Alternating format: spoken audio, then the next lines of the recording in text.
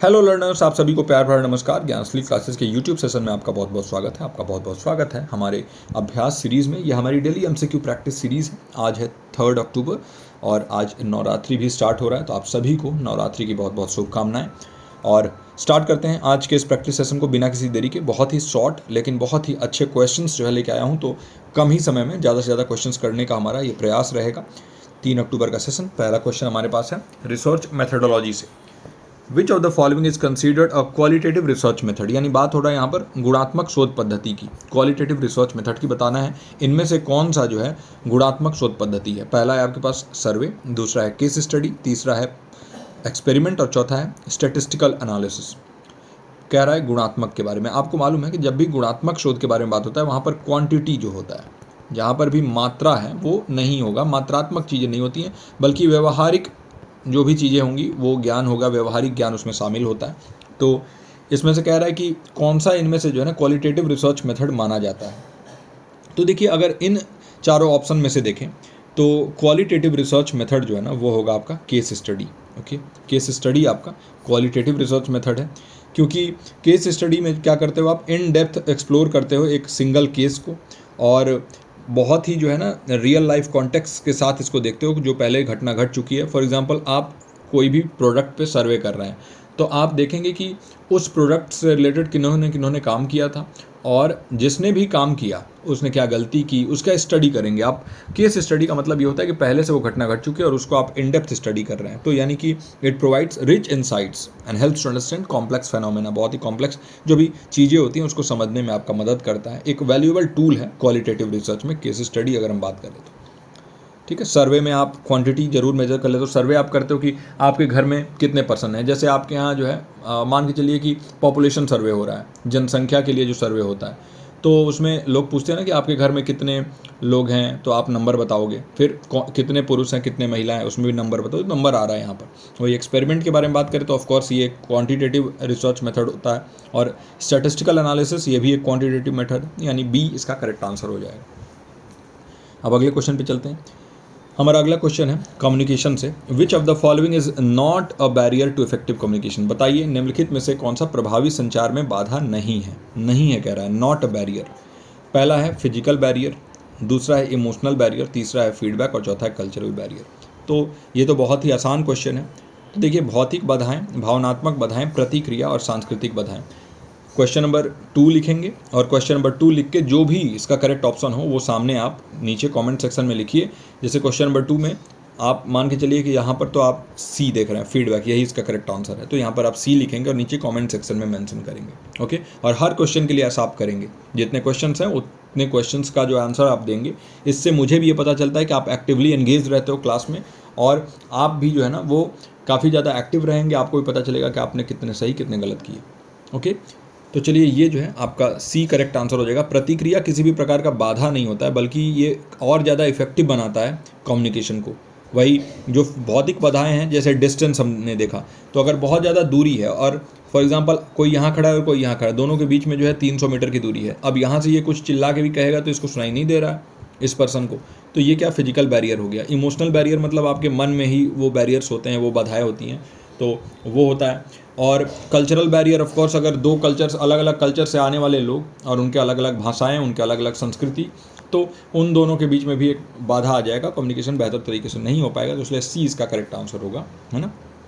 यानी कि फीडबैक ये इफेक्टिव कम्युनिकेशन के लिए बहुत इंपॉर्टेंट है। और जो दो तरफा कम्युनिकेशन होता है ना, 2 वे कम्युनिकेशन, तो उसमें जो है ये काफ़ी ज़्यादा हेल्प करता है। सेंडर को जो है ये अलाउ करता है कि वो रिसीवर ने मैसेज को समझा या नहीं, उसके अकॉर्डिंग जो है अपने मैसेज को ये भी एडजस्ट कर सकें। क्लैरिटी और अंडरस्टैंडिंग को बढ़ाता है और एक बैरियर नहीं होता है ना।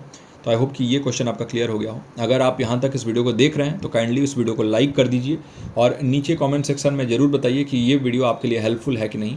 देखिए, एक आपके लाइक और एक आपके कमेंट से मुझे भी मोटिवेशन मिलता है, और साथ ही साथ यूट्यूब एल्गोरिदम क्या करता है, इस वीडियो को जितने भी लर्नर्स जिनको ज़रूरत है इन वीडियोज़ की उन तक पहुंचा देता है। तो ये 2 चीज़ें ज़रूर कर दीजिए। स्टार्ट करते हैं। हमारा तीसरा क्वेश्चन टीचिंग एप्टीट्यूड से है। Which of the following is a characteristic of learner centred teaching. बताइए निम्नलिखित में से कौन सी शिक्षार्थी केंद्रित शिक्षण की विशेषता है। विशेषता है पूछ रहा है ना, और किसकी, लर्नर सेंटर्ड, शिक्षार्थी केंद्रित। पहला है रटने पर जोर देना, रोट मेमोराइजेशन पर एम्फेसिस देना, क्या ये जो है शिक्षार्थी केंद्रित होता है? दूसरा ऑप्शन है आपके पास पैसिव लर्निंग एनवायरनमेंट बनना, निष्क्रिय सीखने का माहौल बनाना, क्या ये होता है? या फिर सीखने की प्रक्रिया में छात्रों की सहभागिता, student engagement in the learning process, ये होगा? या फिर जो कक्षा की गतिविधि है इस पर शिक्षक का नियंत्रण होगा, teacher control over classroom activities. बताइए इनमें से कौन सा लर्नर सेंटर टीचिंग है ना, शिक्षार्थी केंद्रित शिक्षा। हम बात कर रहे हैं लर्नर सेंटर टीचिंग की।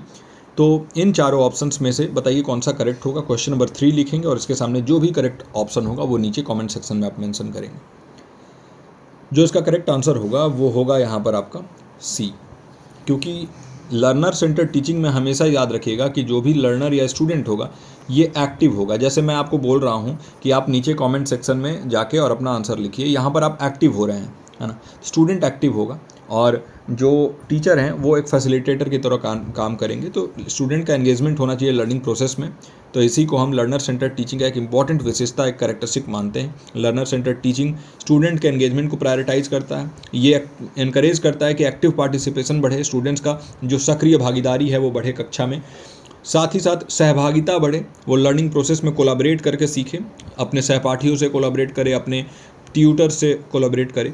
और ये अप्रोच जो है ना ये क्या करता है, आलोचनात्मक सोच जिसे हम कहते हैं क्रिटिकल थिंकिंग, इसको बढ़ावा देता है, इसको फॉस्टर करता है और स्वतंत्र तरीके से सीखने के लिए आपको प्रेरित करता है, इंडिपेंडेंट लर्निंग के लिए। और ओवरऑल अगर हम एजुकेशनल आउटकम देखें तो हमारे जो एजुकेशनल आउटकम है कि जो भी आप क्लास में पढ़ा रहे हो उस क्लास में जब आप उस चीज़ को पढ़ा लोगे तो बच्चे को क्या आना चाहिए, तो इसको भी पूरा करने में मदद करता है। तो ये आपका सी, सीखने की प्रक्रिया में छात्रों की सहभागिता, student engagement in the learning process, ये इसका करेक्ट आंसर है। अब अगला क्वेश्चन हमारा इन्वायरमेंट से है और जो आपका पीपल डेवलपमेंट इन्वायरमेंट यूनिट है, यूनिट 9 उससे है ना। विच of the following is not a principle of sustainable development, बताइए निम्नलिखित में से कौन सा सतत विकास का सिद्धांत नहीं है ना।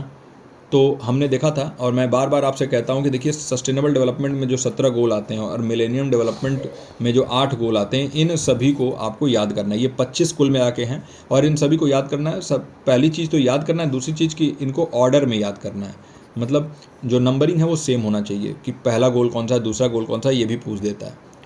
ऑप्शन है आपके पास, पहला इंटर जनरेशनल इक्विटी यानी अंतर पीढ़ीगत समानता, दूसरा है economic growth at any cost यानी किसी भी कीमत पर आर्थिक विकास, तीसरा है कंजर्वेशन ऑफ बायोडाइवर्सिटी यानी जैव विविधता का संरक्षण, और चौथा है सस्टेनेबल रिसोर्स मैनेजमेंट यानी सतत संसाधन प्रबंधन। तो सबसे पहले तो ये बता दीजिए कि ये सस्टेनेबल डेवलपमेंट गोल्स का न्यू कब रखा गया है ना, किसके सक्सेसर के रूप में ये काम करता है। देखिए सस्टेनेबल डेवलपमेंट गोल जो है ये 2015 में इसका न्यू रखा गया और ये MDG जो मिलेनियम डेवलपमेंट गोल है इसके सक्सेसर के रूप में काम करता है, इसको जो है लीड करता है, मतलब यहाँ जहाँ जो भी कमियाँ इसमें रह गई थी उसको ये आगे बढ़ाता है, उस कमी को पूरा करता है। तो अगर हम इन 4 ऑप्शंस में से देखें तो देखिए इंटर जनरेशनल इक्विटी जो है अंतर पीढ़ीगत समानता है, उसका मतलब क्या हुआ कि आप जो है ना दूसरे जनरेशन में भी जो आने वाले आगे चल के जो जनरेशन आने वाला है उनमें जो बच्चे आएंगे वो बड़े होंगे, तो उनके लिए भी वो समान अवसर हो, वो समान संसाधन उपलब्ध हो। ऐसा ना हो कि आप क्या करें, ओवर एक्सप्लॉइटेशन कर दे, रिसोर्सेज को अत्यधिक दोहन कर दें, तो ये नहीं होना चाहिए। तो ये जो है ऑप्शन नहीं होगा क्योंकि ये नॉट अ प्रिंसिपल पूछा है और ये तो है ही सस्टेनेबल डेवलपमेंट गोल का एक प्रिंसिपल, तो ये नहीं होगा। Economic growth at any cost, देखिए ये तो बहुत नेगेटिव पॉइंट लग रहा है, तो ये इसको देखेंगे, आगे भी देखते हैं। कंजर्वेशन ऑफ बायोडाइवर्सिटी यानी जैव विविधता का संरक्षण, ये एक पॉजिटिव पॉइंट है और ये सस्टेनेबल डेवलपमेंट गोल का एक प्रिंसिपल है, तो ये भी नहीं होगा क्योंकि नॉट पूछा है। और सस्टेनेबल रिसोर्स मैनेजमेंट यानी संसाधन प्रबंधन हम सतत तरीके से करें, बैलेंस में करें, तो ये भी होगा, तो ये भी इसका करेक्ट आंसर नहीं होगा क्योंकि नॉट पूछा है। तो economic growth at any cost, अगर आप आर्थिक विकास किसी भी कीमत पे करेंगे तो आप जो है ना ओवर एक्सप्लॉइट करेंगे, रिसोर्सेज को अत्यधिक दोहन करेंगे, किसी भी चीज़ को ध्यान में नहीं देंगे, तो ये चीज़ें जो है ना बहुत ही खतरनाक हो सकती हैं। इसलिए सस्टेनेबल डेवलपमेंट का ये प्रिंसिपल तो बिल्कुल भी नहीं है और बी इसका करेक्ट आंसर होगा, economic growth at any cost, क्योंकि सस्टेनेबल डेवलपमेंट प्रिंसिपल्स जो है उसको ये कॉन्ट्राडिक्ट करता है। सस्टेनेबल डेवलपमेंट के जो प्रिंसिपल हैं वो एडवोकेट करते हैं बैलेंस ग्रोथ के लिए, जहाँ पर हम इन्वायरमेंटल सस्टेनेबिलिटी, सामाजिक संतुलन, जो सोशल इक्विटी है उसके बारे में बात करते हैं। फ्यूचर जनरेशन के लिए भी हम आने वाले उनके नीड्स हैं उनको पूरा करने के लिए हम इंश्योर करते हैं। तो ये सारी चीज़ें जो है ना आप जो है तभी करेंगे जब economic growth at any cost आप नहीं करेंगे, किसी भी कीमत पर इकोनॉमिक ग्रोथ, ये बिल्कुल ही गलत है।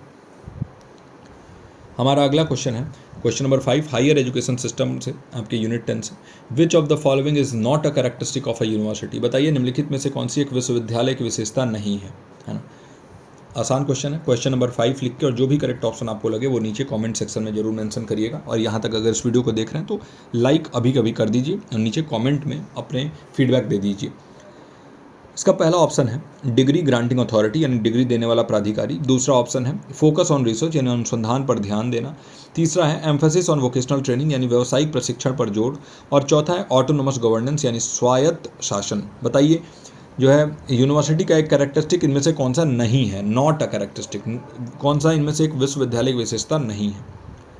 तो आपको मालूम है कि जब हम बात कर रहे हैं विश्वविद्यालय की तो यहाँ पर हम बात करते हैं कि भाई आपको एक प्रोफेशनल डिग्री अगर लेना है तो वो आपको विश्वविद्यालय से मिलता है ना। तो ये तो होगा ही, ये कैरेक्टरिस्टिक है, तो ये इसका करेक्ट आंसर नहीं होगा क्योंकि नॉट पूछा है। ऑफकोर्स अनुसंधान पे, रिसर्च पे इसका फोकस होता है, तो ये भी नहीं होगा क्योंकि ये नॉट पूछा है। ऑटोनोमस गवर्नेंस स्वायत्त शासन, देखिए यूनिवर्सिटी को स्वायत्ता होती है, वो डिग्री किसको दे रहा है वो सारी चीज़ें उसके पास जो है ना, ऑटोनोमस वो ऑर्गेनाइजेशन एक होता है जो अपनी डिसीजन ले सकता है। हाँ, इसके ऊपर एक गवर्निंग बॉडी जरूर होती है जैसे यूजीसी है, लेकिन फिर भी ये स्वायत्ता तो होती ही है, तो ये भी नहीं होगा। वोकेशनल ट्रेनिंग के ऊपर एम्फेसिस जो है अगर हम देखें तो वो यूनिवर्सिटी, अगर हम पर्टिकुलरली देखें तो इसका कैरेक्टरिस्टिक नहीं है। अगर हम देखें तो ये स्किल डेवलपमेंट प्रोग्राम्स चलते हैं जो यूनिवर्सिटी के अंदर भी चल सकते हैं, है ना, वो होते हैं। या फिर जो आईटीआई आपने देखा होगा ना, आईटीआई और पॉलीटेक्निक, तो ये इस टाइप के जो संस्थान है ना कि इंडस्ट्रियल ट्रेनिंग इंस्टीट्यूट जो हैं और पॉलीटेक्निक्स हैं, तो इनका जोर होता है कि वो वोकेशनल ट्रेनिंग वगैरह इसके ऊपर जोर दें। तो सी इसका करेक्ट आंसर हो जाएगा, सी व्यावसायिक प्रशिक्षण पर जोर। ये यूनिवर्सिटी का एक हम पर्टिकुलर कैरेक्टरिस्टिक देखें तो नहीं है। हाँ, ऐसे तो ज़रूर है, सभी जगहों पे तो यही फोकस होता है कि जॉब मिले, है ना। तो ये हो गया आपका क्वेश्चन नंबर 5। अब हम चलते हैं अपने नेक्स्ट क्वेश्चन पे। हमारा अगला प्रश्न है एजुकेशनल टेक्नोलॉजी से, which of the following tools is primarily used for formative assessment, है ना, आपके टीचिंग एप्टीट्यूड का ही ये प्रश्न है। बताइए निम्नलिखित में से कौन सा उपकरण मुख्य रूप से रचनात्मक मूल्यांकन के लिए उपयोग किया जाता है। फॉर्मेटिव असेसमेंट क्या होता है, सबसे पहले तो ये सोच लीजिए। क्वेश्चन नंबर 6 जो है इसका जो करेक्ट ऑप्शन होगा वो नीचे आप कमेंट सेक्शन में जाके जरूर लिख दीजिए। पहला ऑप्शन है मानकीकृत परीक्षण स्टैंडर्डाइज टेस्ट, दूसरा ऑप्शन है पोर्टफोलियो, तीसरा ऑप्शन है अंतिम परीक्षा या फाइनल एग्जामिनेशन, या फिर चौथा ऑप्शन है राष्ट्रीय आकलन यानी नेशनल असेसमेंट। बताइए फॉर्मेटिव असेसमेंट जो है ना, ये किसके लिए यूज़ किया जाता है, किस चीज़ के लिए इसका मुख्य जो है रूप से उपयोग होता है। अगर हम फॉर्मेटिव असेसमेंट के बारे में बात करें, एफए के बारे में बात करें, तो देखिए इसका जो करेक्ट आंसर होगा वो होगा आपका पोर्टफोलियोज़। देखिए पोर्टफोलियो को हम यूज़ करते हैं फॉर्मेटिव असेसमेंट के लिए कि वो अलाउ करता है हमारा ऑन गोइंग इवैल्यूएशन, जो चलने वाला इवैल्यूएशन है, जो लगातार चल रहा है, सतत तौर पे चलता है, इसमें हेल्प करता है। और समय के साथ जो स्टूडेंट है वो क्या प्रोग्रेस कर रहा है।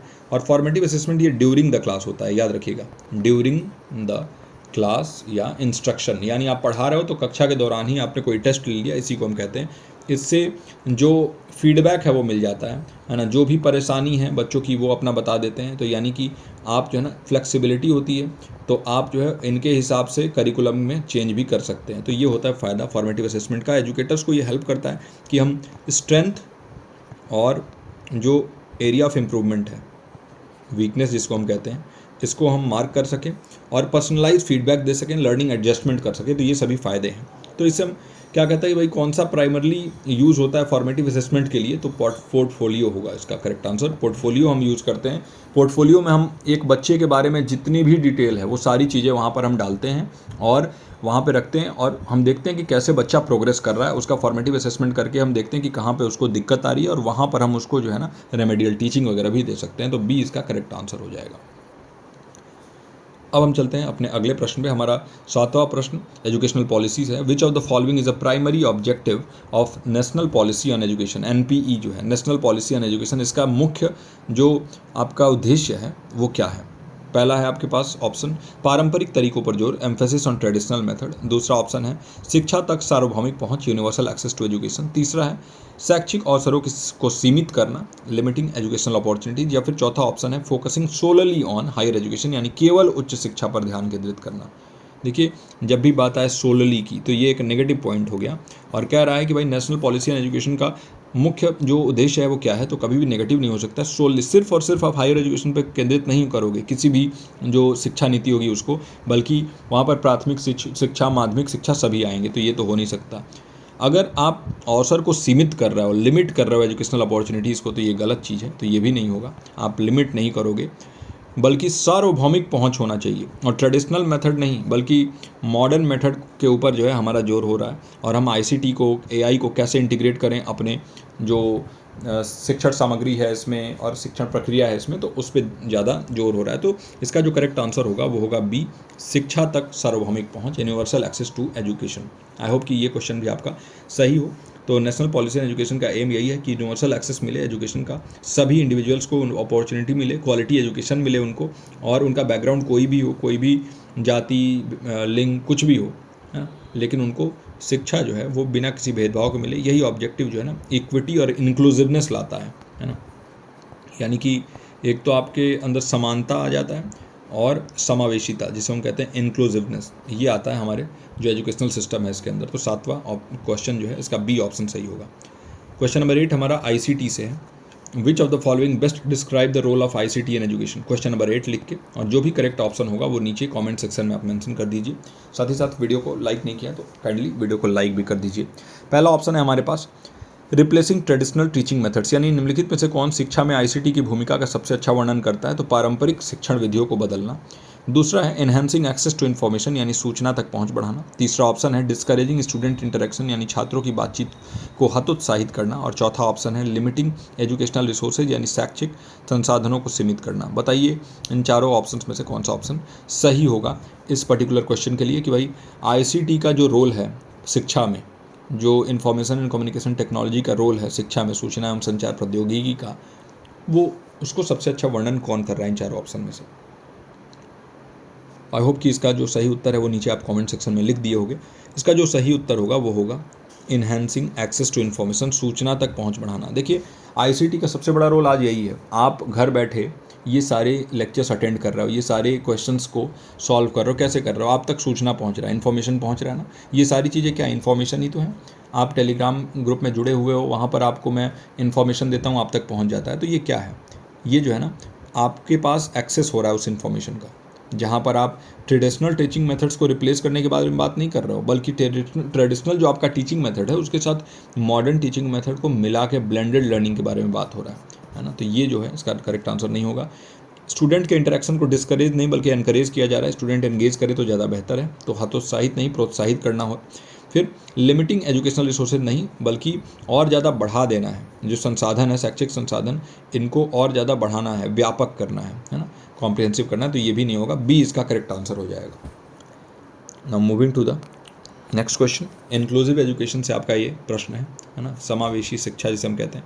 निम्नलिखित में से कौन सा समावेशी शिक्षा का प्रमुख सिद्धांत है। Which of the following is a key principle of inclusive education. Inclusive education में होता क्या है, देखिए इंक्लूसिव एजुकेशन में आप सभी को शामिल करते हो, है ना, सार्वभौमिक पहुंच चाहते हो, किसी भी तौर पे सेग्रीगेशन नहीं होना चाहिए बच्चों के बीच में, यानी उनको बांटोगे नहीं किसी भी तरीके से, किसी भी आधार पर, चाहे वो लिंग के आधार पे हो, चाहे वो जाति के आधार पे हो, चाहे वो धर्म के आधार पे हो, किसी भी आधार पर आप बांटोगे नहीं, है ना।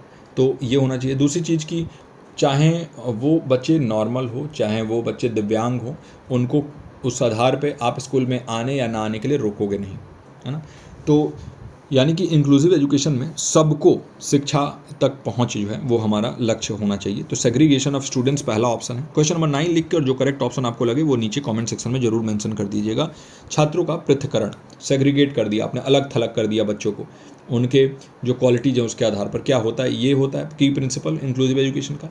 या फिर व्यक्तिगत शिक्षा, ये होता है ना, इंडिविजुअलाइज लर्निंग।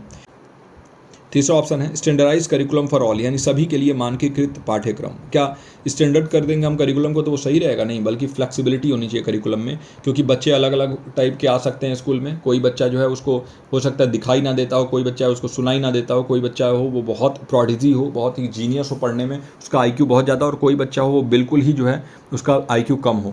तो आप स्टैंडर्डाइज करिकुलम कर दोगे तो सभी के लिए आप सेम जो है बुक्स और सेम जो है करिकुलम रखोगे तो वो थोड़ा खतरनाक हो जाएगा, है ना। तो ये क्या होगा, या फिर विविध शिक्षार्थियों की भागीदारी को सीमित करना, limiting participation of diverse learners, diversity को, जो विविधता है उसको आप कम करोगे, क्या होगा, की प्रिंसिपल इंक्लूसिव एजुकेशन यानी समावेशी शिक्षा का। देखिए समावेशी शिक्षा मतलब सबको एकजुट करना, सभी को जो है इंक्लूड करना। तो यहाँ पर कभी भी सेग्रीगेशन, अलग थलग करने के बारे में बात नहीं होगा, पहला ऑप्शन हट गया। कभी भी यहाँ पर सबके लिए एक ही करिकुलम, एक ही पाठ्यक्रम नहीं होगा। चौथा ऑप्शन है आपके पास कि विविध शिक्षार्थियों की भागीदारी को सीमित कर रहा हो, नहीं, बिल्कुल नहीं, बल्कि डाइवर्सिटी को और बढ़ाना है, और ये पार्टिसिपेशन जो है इसको लिमिट नहीं करना है, बल्कि इसकी विविधता को और बढ़ाना है। तो ये भी नहीं होगा, इसका करेक्ट आंसर होगा बी, व्यक्तिगत शिक्षा। इंडिविजुअलाइज लर्निंग जो है ना, ये की प्रिंसिपल होता है। इंडिविजुअलाइज लर्निंग क्या होता है कि आप जो है ना टीचिंग मेथड्स के जरिए करिकुलम को एक बच्चे के हिसाब से टेलर करते हो, उनके नीड्स को मीट करने के लिए, और इक्विटेबल पार्टिसिपेशन को आप प्रमोट करते हो कि सभी के लिए जो है ना उनके हिसाब से शिक्षा मिले, और जो लर्निंग इन्वायरमेंट हो वो सक्सेस जो है ना उसको इंश्योर करे। तो सभी बच्चे हैं, उनके अलग अलग क्वालिटीज़ हैं, उनके अलग अलग जो है सीखने का तरीका हो सकता है, और उस तरीके से अगर हम उनको पढ़ाएं तो वो सबसे बेहतर होगा। तो ये होगा इसका correct answer B. Question number 10 philosophy of education से क्वेश्चन है ये, और जो भी इसका करेक्ट आंसर होगा क्वेश्चन नंबर 10 लिख के और इसका सही आंसर उसके सामने आप लिख दीजिएगा। निम्नलिखित में से कौन सा दर्शन शिक्षा में अनुभव के महत्व पर जोर देता है? Which of the following philosophies emphasises the importance of experience in education? पहला है आपके पास पेरेनलिज्म यानी कि 12मासीवाद, चौथा है अनिवार्यता यानी एसेंशियलिज्म, तीसरा है प्रोग्रेसिविज्म यानी प्रगतिवाद, और चौथा है रिकंस्ट्रक्शनिज्म यानी कि पुनर्निर्माणवाद। बताइए इसमें से कौन सा सही होगा, कौन सा दर्शन जो है ना, कौन सा फिलॉसफी जो है वो जोर डालता है अनुभव के महत्व पे, एक्सपीरियंस के जो इंपॉर्टेंस है इसके ऊपर। तो आई होप कि इसका करेक्ट आंसर आप नीचे कमेंट सेक्शन में लिख दिए होंगे। देखिए इसका जो करेक्ट आंसर होगा वो होगा सी, प्रोग्रेसिविज्म यानी प्रगतिवाद। प्रोग्रेसिविज्म क्या करता है, ये एम्फेसाइज करता है कि भाई एक्सपीरियंशियल लर्निंग जो है वो सबसे बेस्ट होता है, अनुभव जनित शिक्षा या अनुभव जनित सीखना सबसे बेस्ट माना जाता है। अगर कुछ एक्सपीरियंस करके आप सीखते हो तो कभी नहीं भूलोगे। ये कहता है कि एजुकेशन ऐसा होना चाहिए जो बच्चों के लाइफ से जुड़ा होना चाहिए, और लर्निंग जो है वो हमारे रियल वर्ल्ड एक्सपीरियंस से जुड़ा होना चाहिए उसका, कि हम रियल वर्ल्ड में क्या कर रहे हैं, और जो अधिगम हमारा हो रहा है तो हमारे रियल वर्ल्ड एक्सपीरियंस हमारे अनुभव से जुड़ा होना चाहिए। इससे क्या होता है, इससे आलोचनात्मक सोच जो है उसका विकास होता है, क्रिटिकल थिंकिंग का विकास होता है, और जो हमारा समस्या समाधान की जो कौशल है, प्रॉब्लम सॉल्विंग स्किल है, ये भी बेहतर होता है। तो ये इसका करेक्ट आंसर हो जाएगा प्रोग्रेसिविज्म, है ना। और आई होप कि ये क्वेश्चन भी आपका बिल्कुल ही अच्छे तरीके से क्लियर हो गया हो। नाउ चलते हैं अगले क्वेश्चन पे। क्वेश्चन नंबर 11 है हमारा एजुकेशनल साइकोलॉजी से। Which of the following theories emphasises the role of social interaction in learning? बताइए निम्नलिखित में से कौन सा सिद्धांत सीखने में सामाजिक संपर्क की भूमिका पर जोर देता है?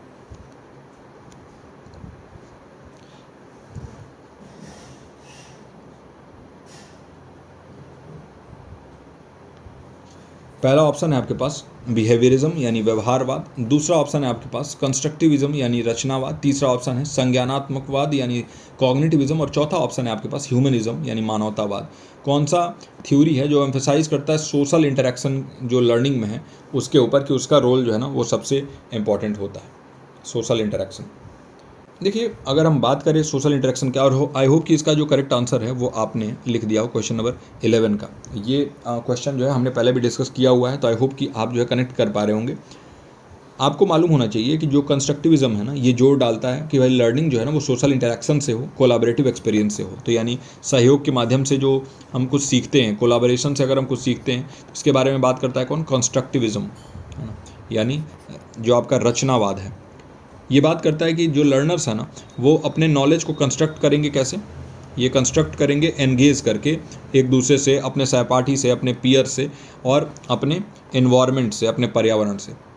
इससे क्या होगा, इससे जो है ना डीपर अंडरस्टैंडिंग बढ़ता है, जो गहन समझ है इसका विकास होता है। तो जो इसका करेक्ट आंसर होगा वो होगा बी, कंस्ट्रक्टिविज्म, है ना। बिहेवियरिज्म आपको मालूम है कि व्यवहारवाद क्या होता है, आप जो है अवलोकन करते हैं, किसी को देखते हैं और देख के सीखते हैं, है ना। तो वही हम बात करें अगर कॉग्निटिविज्म के बारे में, तो यहाँ पर कॉग्निटिव प्रोसेस जैसे कि लर्निंग में मेमोरी हो गया, प्रॉब्लम सॉल्विंग हो गया, इन्फॉर्मेशन प्रोसेसिंग हो गया, इसके ऊपर जोर देते हैं हम। और जो हमारा लर्नर्स जो है वो एक्टिव पार्टिसिपेंट्स होते हैं लर्निंग प्रोसेस में, मेंटल प्रोसेसेस जैसे परसेप्शन हो गया, अटेंशन हो गया, मेमोरी हो गया, इसका इस्तेमाल करते हैं। तो इसके बारे में बात करते हैं। अगर हम कुछ कॉग्निटिविस्ट जो थ्योरिस्ट हुए उनके बारे में बात करें तो जीन पियाजे का नाम सुना होगा, जेरोम ब्रूनर का, वाइगॉस्की का नाम सुना होगा, ये सभी हैं। तो जैसे हम इंस्ट्रक्शन करते हैं कैसे, वही स्टूडेंट्स जो है ना वो अपने अंडरस्टैंडिंग को कंस्ट्रक्ट कर रहे हैं, तो वो स्कैफोल्डिंग, प्रॉब्लम सॉल्विंग टास्क और क्रिटिकल थिंकिंग एक्टिविटीज़ जो है इनके जरिए वो सीखें, तो कॉग्निटिविज्म उनमें जोर देता है। वही ह्यूमनिज्म के बारे में बात करें तो ये पर्सनल ग्रोथ के बारे में बात करता है, तो यहाँ पर सोशल इंटरेक्शन के बारे में बिल्कुल भी बात नहीं होता है। Emotional aspects of learning, self actualisation, यानी फोकस जो है ना ये इंडिविजुअल पे होता है, यहाँ पर सोसाइटी पे या सोशल इंटरेक्शन के जरिए सीखने पे नहीं। तो बी जो है इसका करेक्ट आंसर होगा रचनावाद, कंस्ट्रक्टिविज्म।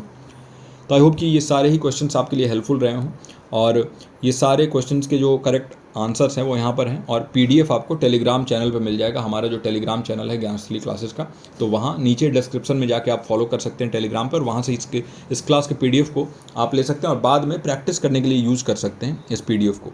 ठीक है, तो आई होप कि ये क्लास आपके लिए हेल्पफुल रहा हो और काफ़ी अच्छे तरीके से आप इस क्लास के जरिए कुछ क्वेश्चंस जो है वो सॉल्व कर पाए होंगे, और मैंने कुछ पॉजिटिव पॉइंट्स ऐड करने की कोशिश की आपके लाइफ में। तो आई होप कि ये आपके लिए अच्छा रहा हो।